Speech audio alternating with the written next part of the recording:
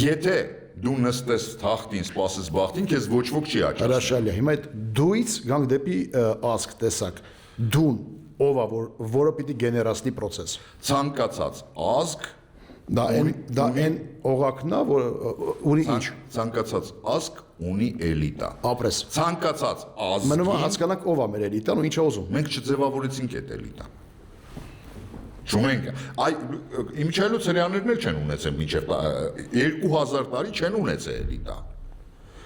19-րդ դարի վերջին 20-րդ դարի սկզբին իրենք սկսեցին ձևավորել, 20-րդ դարի կեսերին արդեն ունեին այդ։ Մենք էլիտա ունենք, ուղղակի այդ էլիտան կազմը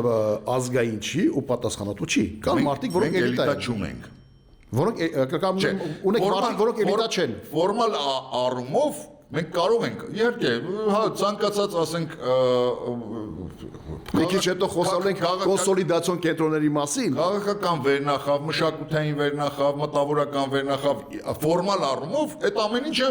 հենց կազմում է այդ էլիտան։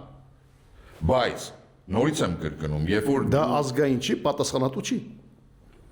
Ինքը հաշիվ չի տալիս։ Ազգը իր համար չափանիշ չի։ Ինքը հանուն, ինքը ազգի առաջնորդողը չի։ Ինքը ազգի տերն է։ Իրենք Եթե մասում չի ստեղծվել այն էլիտան, որը խնդիր է դրել առաջնորդել ազգը։ Փախչելու